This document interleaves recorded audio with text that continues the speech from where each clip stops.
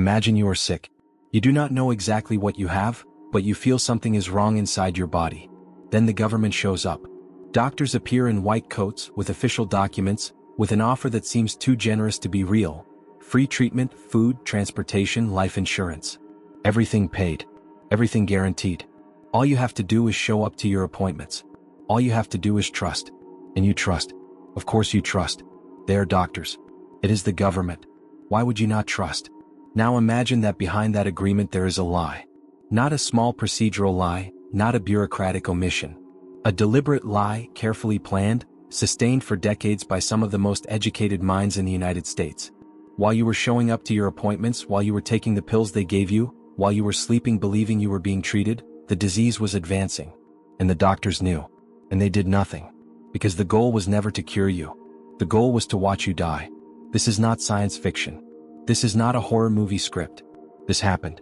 It was done by a democratic government in the 20th century, against 400 men who had done nothing wrong except be born poor, black, and in the wrong place.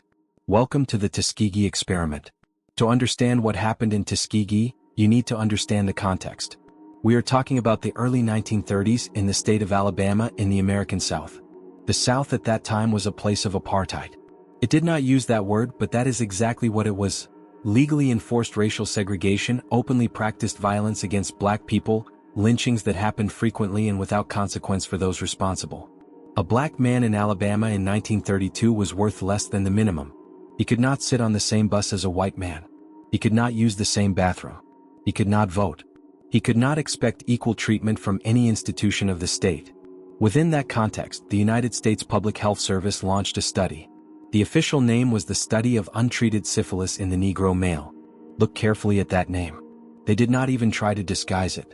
The objective was right there, explicit in the title. Observe syphilis without treatment. Not cure. Observe. Syphilis was one of the most feared diseases of the era. It is a bacterial infection transmitted primarily through sexual contact, caused by the bacterium Treponema pallidum. The disease progresses in stages. In the first, a painless sore appears at the site of infection. In the second, skin rashes, fever, body aches. Then comes the latency stage where the person appears healthy with no visible symptoms, but the disease continues spreading through the body silently. And then comes the third stage, the tertiary stage, which can take years or decades to appear, and when it appears it destroys everything. The heart, blood vessels, the nervous system, the brain. Blindness, paralysis, dementia, death. In 1932, there was no definitive cure for syphilis. The treatment of the era used arsenic and bismuth, toxic substances with limited efficacy and severe side effects. But there was treatment. There was something doctors could do. And that matters. Remember that.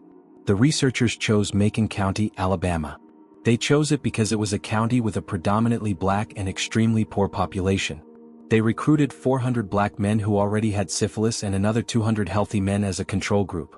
They promised these men what I described at the beginning: medical care, meals on appointment days, transportation, a $50 life insurance policy.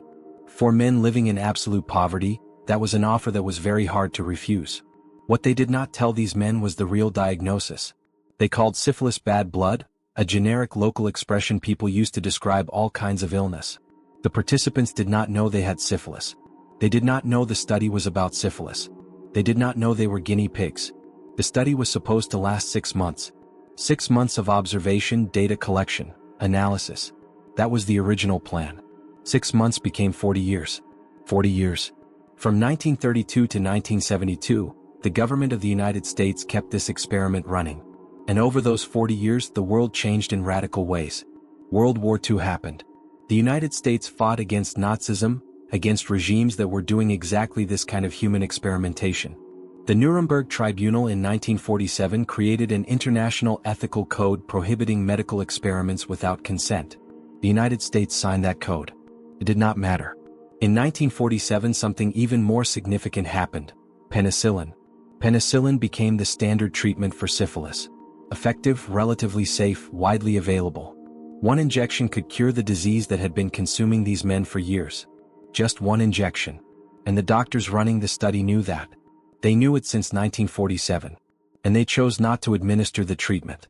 They deliberately chose not to cure these men. More than just not curing them, they actively worked to prevent the participants from receiving treatment elsewhere.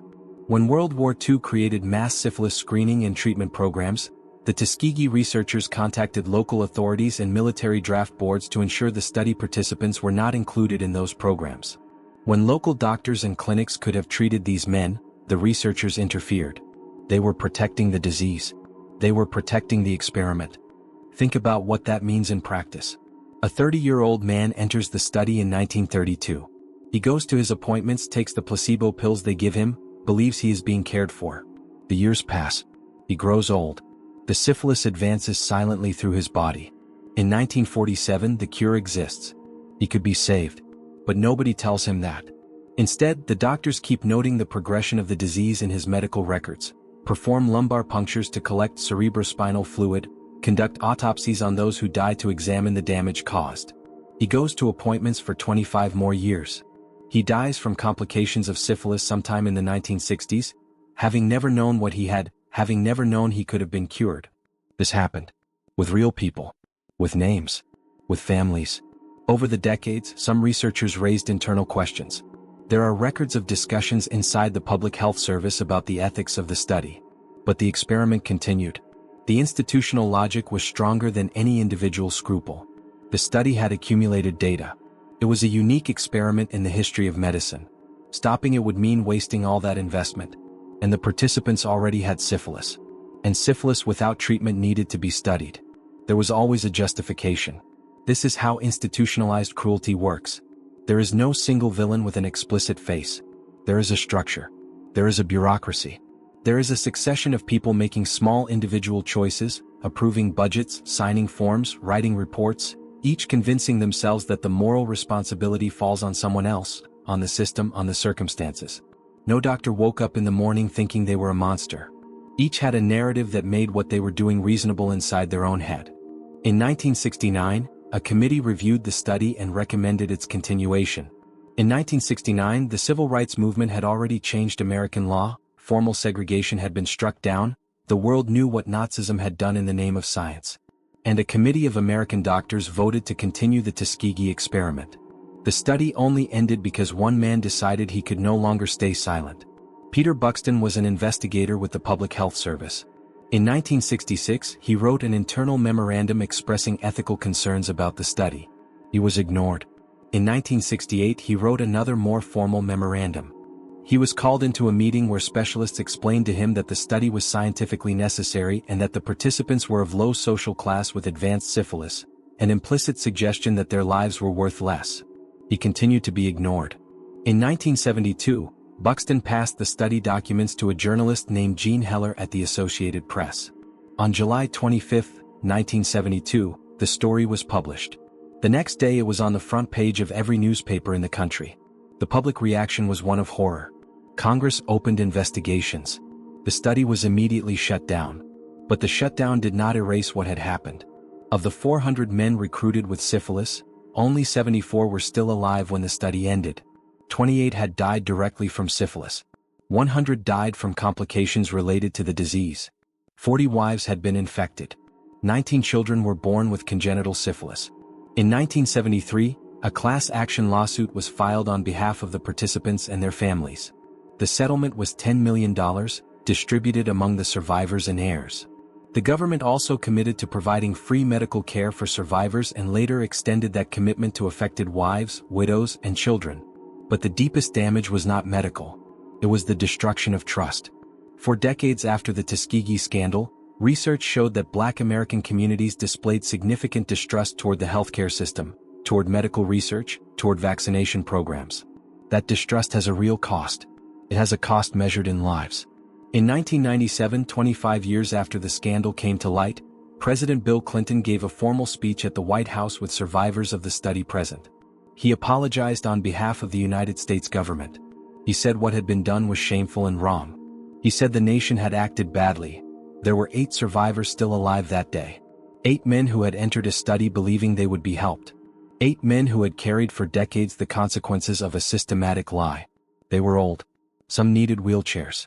They sat in the White House and listened to a president say that what had been done to them was wrong. The last known survivor of the study, Ernest Hendon, died in 2004. He was 96 years old. He had entered the study in 1932 at 24 years old. Think about that math. Think about those years. Think about what that man lived through and carried. There are lessons drawn from the Tuskegee experiment that echo through every debate about research ethics to this day. The Belmont Report, published in 1979 as a direct response to the scandal, established the three fundamental principles that govern research with human beings in the United States and much of the world: respect for persons, beneficence, and justice. Informed consent became an absolute requirement. Research ethics committees became mandatory. The Nuremberg Code, which had been ignored as long as it was convenient to ignore it, began to be taken seriously. But the question that remains, the question that has no comfortable answer, is why this lasted 40 years. Why it passed through so many reviews, so many committees, so many generations of researchers, without anyone being able to stop it. The answer is uncomfortable because it points not to monsters but to systems. To the way institutions normalize what is done within them. To the way hierarchy and authority paralyze individual conscience. To the way racism does not need to be explicit to kill. Sometimes it is bureaucratic. Sometimes it is scientific. Sometimes it comes signed and stamped. Tuskegee was not an accident. It was not a deviation from the norm. It was the system working exactly as the system had been built to work. And the question each of us needs to ask ourselves is, what systems around us are working exactly as they were built to work, and are we able to see it? The names of the study participants are documented. They existed. They had children, grandchildren, stories. Charlie Pollard was one of them. He only discovered the truth after the 1972 scandal and said in interviews that he had trusted the doctors because they were doctors. That there was no reason not to trust. Herman Shaw was another survivor who became one of the public faces of the case and who was present at Clinton's 1997 apology. He said he accepted the apology, but that he accepted it because he carried no bitterness, not because what had been done was acceptable. That is what stays with you when you read about the Tuskegee experiment. It is not abstract. It is not a statistic. They are men. They are 40 years of a lie told straight to their faces, appointment after appointment, placebo pill after placebo pill, clinical note after clinical note. They are doctors who knew these men's names, who recognized their faces, and who chose the science. Or what they called science. There is an extensive historical archive on this case. The original study documents are available at the United States National Archives. The Center for Bioethics at Tuskegee University maintains the historical memory of the case. There are books, documentaries, academic studies. The entire history is there, documented, verifiable, impossible to deny. And yet it is a story many people do not know. A story that was made to not be known for a long time. A story that only came to light because one man decided that silence was complicity. I told you this story because it matters. Because the past is not past as long as its consequences are still present. Because understanding how evil functions inside legitimate structures is the only way to have any chance of recognizing it when it appears again. And it appears. It always appears. If you made it to the end, thank you for being here. This channel exists to tell stories the world would prefer stayed hidden. If this story disturbed you, if it made you think, then it served its purpose. See you on the next case.